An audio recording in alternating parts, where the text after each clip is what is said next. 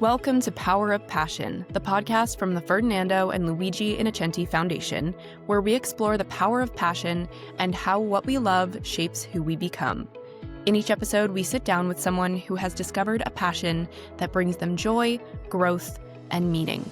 Together, we explore how passions begin, how they evolve, and how they help young people imagine new possibilities for their futures. Whether a passion becomes a career or simply something that brings us joy, it matters. And this is a space for us to talk about it. So let's dive into today's conversation. Today we are joined by Henry Hughes, who is a swimmer who recently competed at the 2025 Deaflympics in Tokyo. Henry, thank you so much for being here. I'm so excited to chat with you about this. And of course, I know a little bit about your story from some of the other work that we've done, but let's start at the beginning. How and when did you first discover your passion for swimming?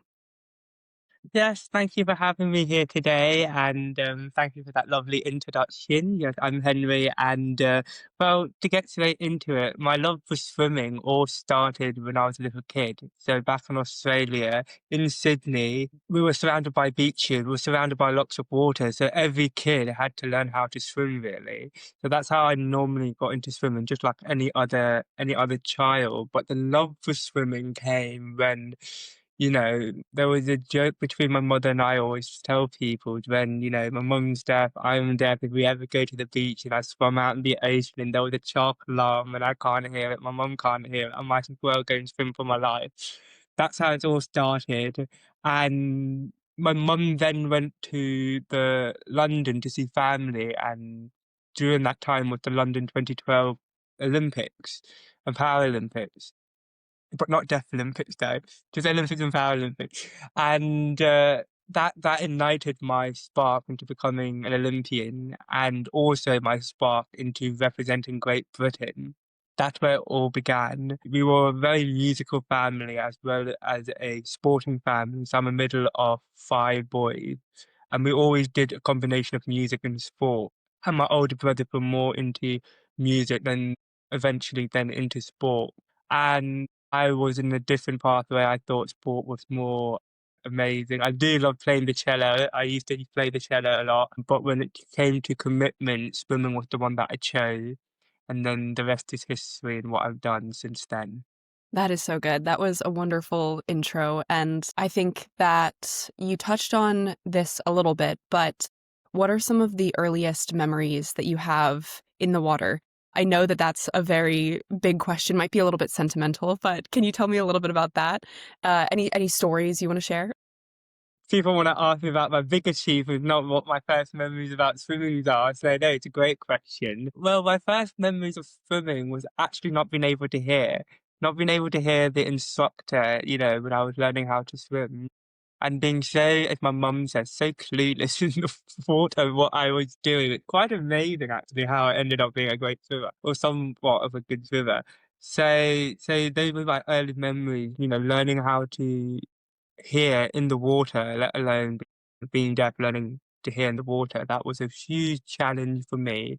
Also, I also remember a lot that people that were on my level with my age cohort, they were going right up their learn to swim levels, and I was just stuck on the same level because I couldn't hear and I couldn't progress. I don't know where they are now in their swimming career. I just want to say that. Um, but they just really funny to pick back, how my relationship with swimming has gone through many different emotions and many different triumphs and tribulations. And no, it's good to think about when it all first started.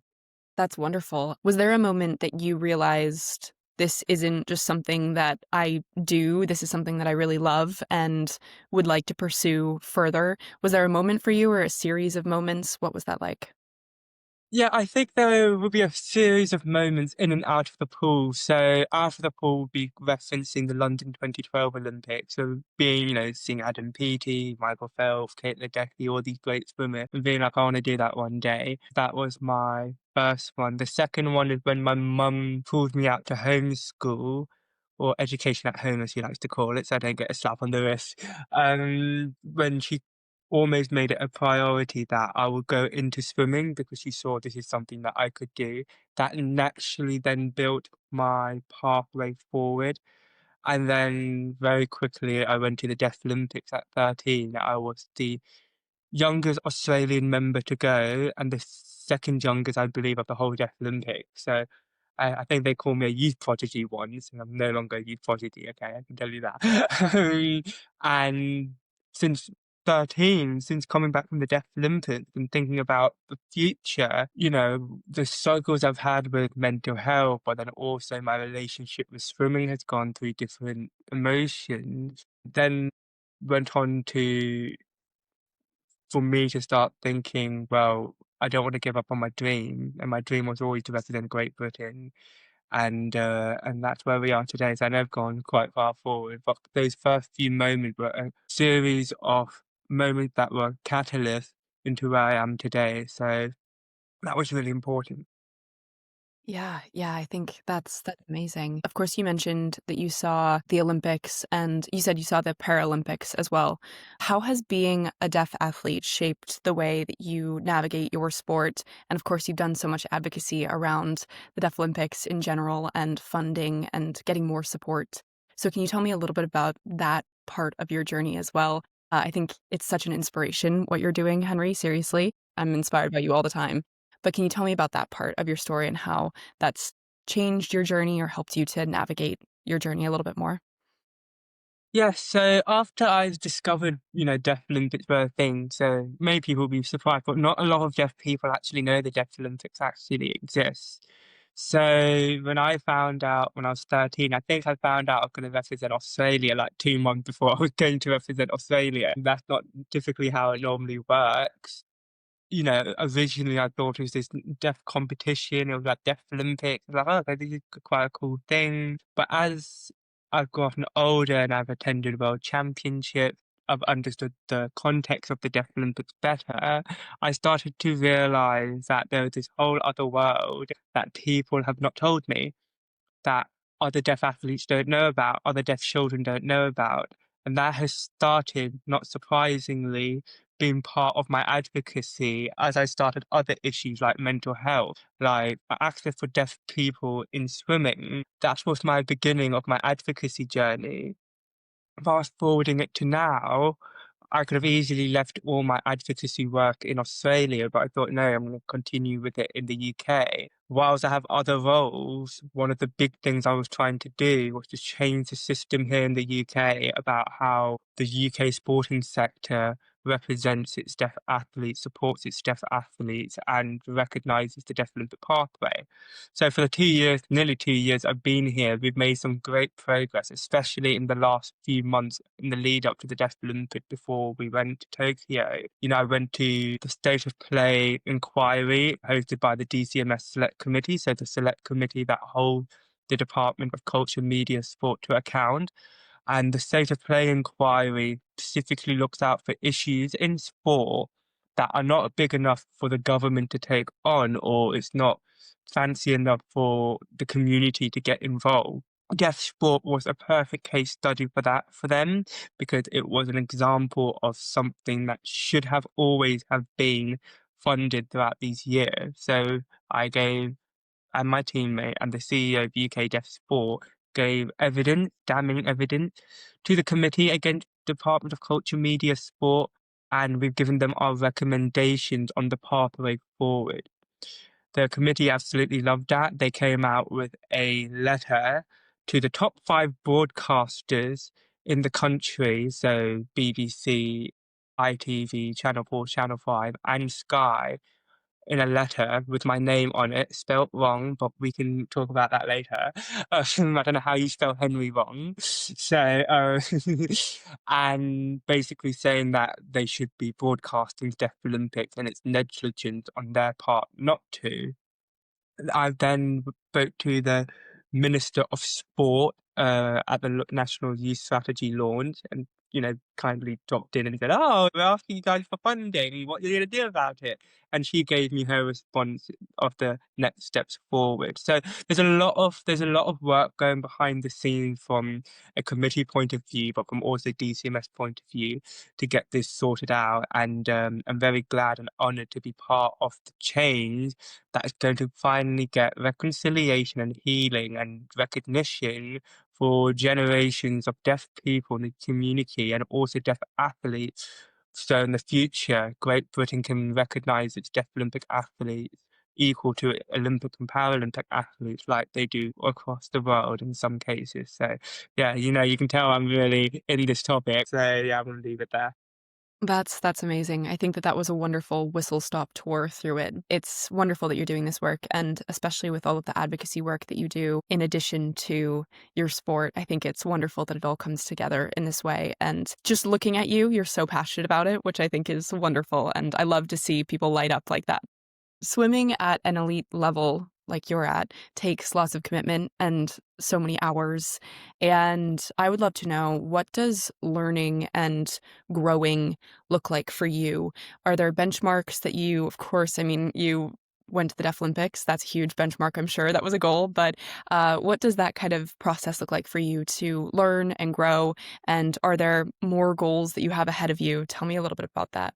Yes, I mean, learning and growing is an interesting thing people want to learn from elite athletes. I'm a very unique position where I'm an athlete whilst I'm also an advocate. Many athletes only become advocates after their career, not during their career. So I recognize the influence I have in being someone present in the situation that could change a lot of the systemic issues we face in sport. So learning and growing for me, it's more individual to the person. A lot of people might think for an elite athlete, learning and growing means getting to the final destination, which may be an Olympic or a world record or medal. But there are so many things that I've learned along the way that have no relation to going to the Deaflympics or going to competition. I've learned a lot of adversity. I've struggled through a lot of adversity. Being a person of color, being a person with a disability, these things are not relating to my end goal. There are life lessons I've learned through sport that I have been able to take lessons from and apply them to my other areas of life. I let it define me, but I didn't let it overwhelm me and overcome me. I've turned it into something that's happened to me, to a story that I now tell to other people. I've turned it from something that people of me, and I've turned it into my lived experience. Those are examples of how I've learned and how I've grown from those situations. And people listening in today, regardless of whether you're a swimmer or an elite athlete or whoever you are, is taking those moments in your life and thinking, have I grown from them? What have I learned from them? What can I learn in the future? And how can I grow in the future? Because that is how you win, and winning looks different for everyone. And that was something someone told me in a meeting earlier today. Winning looks different for anyone when it comes to sport. So that's really important to say. I think that's amazing. And that actually segues me perfect to my next question. But who or what has supported your growth and your learning? Is it coaches? Is it your community, teammates, your family? I'm sure it's a combination of many of those things, but can you tell me a little bit about that? Lily, you're not going to be surprised to say that my mum has been a really big influence on my life. I mean, I was homeschooled, educated at home, as my mum would say, for 11 years. And that was through my mum, who was a performing artist before I became a swimmer. So she'd taken a lot of her lessons and adversities growing up in London as a South Asian deaf girl into her son, who she never thought was going to be deaf. She never had a thought that her son could be deaf. And thinking, what am I going to do with my son that people did to her? She doesn't want to happen to me.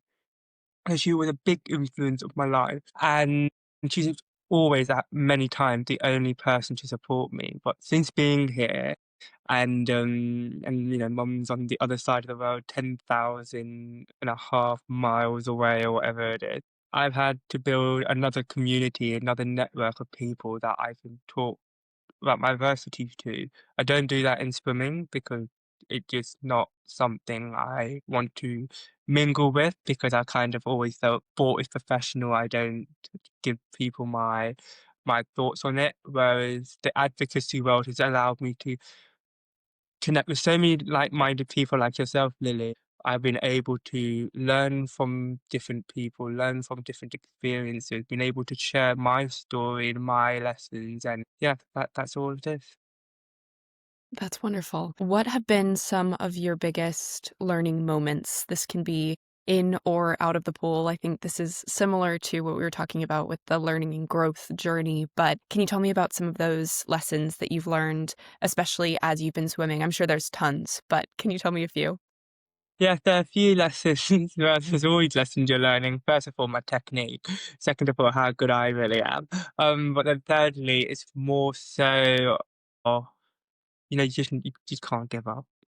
You just can't give up. I can think of many times where I gave up, and if I gave up on these points, I would never be here today. It's just an example, and we see it in so many areas of life, in public life, whether it's in politics, entertainment, sport, media, you name it. There's always people who say where they were and where they are now, and it's that belief that there's a better life for you. It's the belief that there's a better situation for you that fuels you on to chase that. If I didn't believe I could represent Great Britain, I would have never made the move to the other side of the world all by myself at 19 years old to come to Loughborough University, which is, they love to say, the number one university in the country. Not just yet, you're not number one in deaf athletes, in Deaflympics, so we're working on that.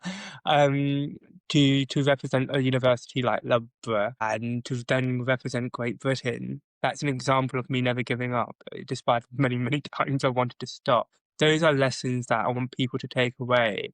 And I know I've been there where it's so hard that you don't believe the light is there anymore. You don't believe hope is there anymore. But the one thing that's so powerful about hope, you only need just a little bit of light in a very dark space to go towards. That's all you need. As long as you're going towards that, there will always be a destination for you. I love that, Henry. I think that that I was know, wonderful. I That was love that. yeah. Yeah, I I'm gonna write that down somewhere and record it for later. Seriously, I'll take that soundbite. What does swimming give you? I think you've touched on a lot of this, but what has swimming given you emotionally, mentally, physically? Tell me about that.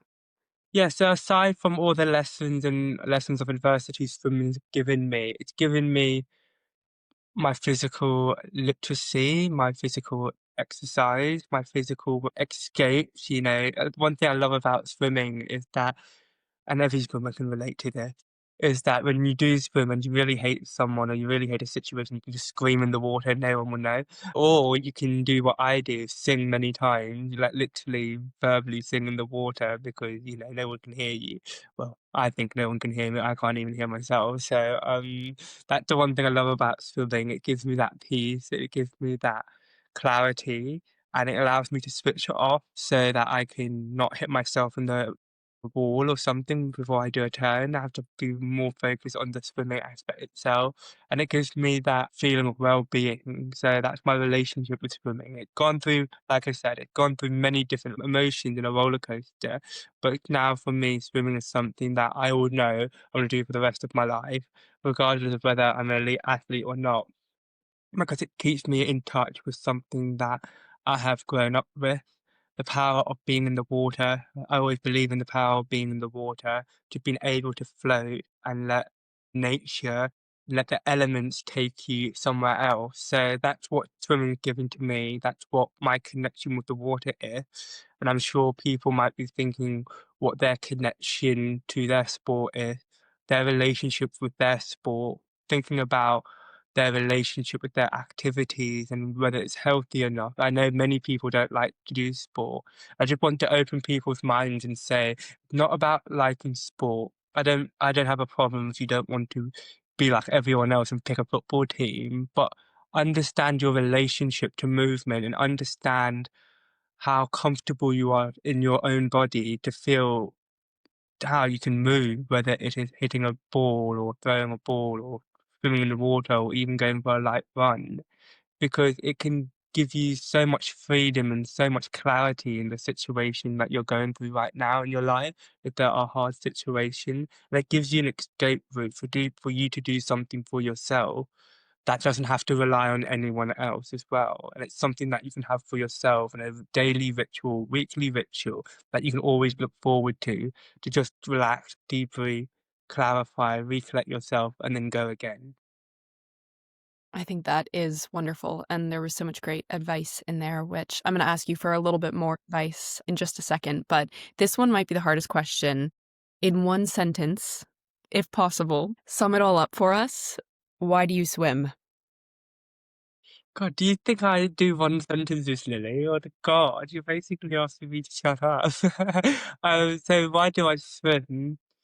I swim for myself and only for myself and for no one else. That's what I've learned. That's what I've learned growing up. It's my own autonomy to swim. It was my decision to swim, not anyone else's. So, yeah.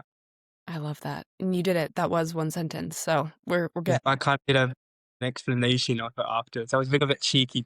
So. That's okay. We'll take it. My last question for you is for young people searching for a passion, what advice would you give them as someone who has found this incredible passion and been doing it for many years? What advice would you like to share with them? I would say that, and this is not in one sentence, right? Okay, good, because I'm about to go in a bit of a rant. Um, I would say that you have to go through all the emotions. You have to go through all the emotions. You're going to love it and you're going to hate it. You're going to wish you never did it and you're going to wish you did it every day. You have to develop the relationship with something of your interest. If it's cooking, if it's walking the dog in the park every day, if it's doing dance or opera or theatre or sport, you have to go through the emotions and develop your relationship with it. Because only then you're going to really draw out your true self and learn a lot from yourself. And those are the moments you're going to realize why you do it and why you love it and why you have it in your life. And then it's going to hopefully take you on to do bigger and better things, not necessarily into that particular activity, but just your life in general for your well-being. So that's going to be my advice to you.